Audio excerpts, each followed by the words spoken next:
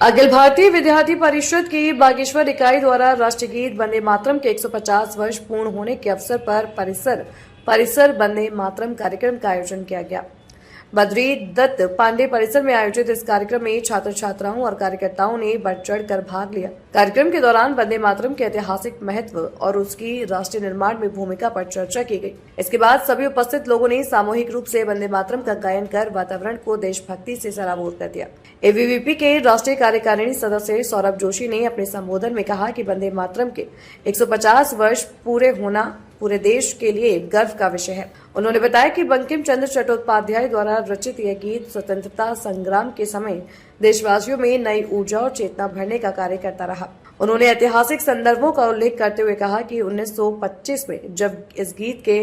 50 वर्ष पूरे हुए तब देश पराधीन था, जबकि 1975 में 100 वर्ष पूर्ण होने पर देश आपातकाल के दौर से गुजर रहा था। आज 150 वर्ष पूर्ण होने पर भारत एक विकसित राष्ट्र बनने की दिशा में आगे बढ़ रहा है। कार्यक्रम में वक्ताओं ने कहा कि एबीवीपी देश भर में इस गौरवपूर्ण अवसर को उत्सव के रूप में मना रहा है और युवाओं को राष्ट्र निर्माण के प्रति प्रेरित कर रहा है। इस अवसर पर परिसर निदेशक डॉक्टर कमल किशोर, बीएड विभाग अध्यक्ष डॉक्टर पंकज दुबे, जिला संगठन मंत्री बंटी, जिला संयोजक बबलू मेहरा सहित कई कार्यकर्ता और छात्र छात्राएं मौजूद रहे। वंदे मातरम जो संपूर्ण राष्ट्र को एकता के स्वर में पिरोने वाला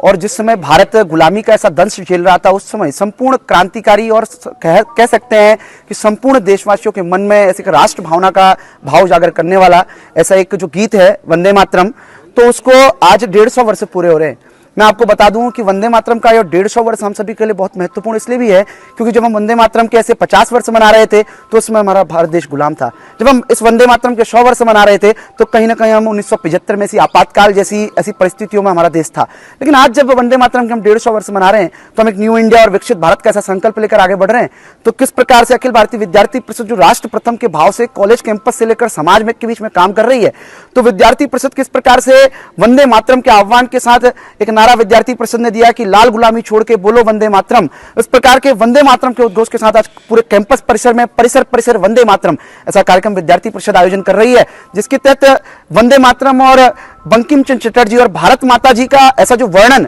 पूरे इस वंदे मातरम में मिलता है, उस वंदे मातरम युवाओं तक पहुंचे, वो वंदे मातरम देश के कोने कोने तक पहुंचे, ऐसा हम सभी का विद्यार्थी परिषद का ऐसा।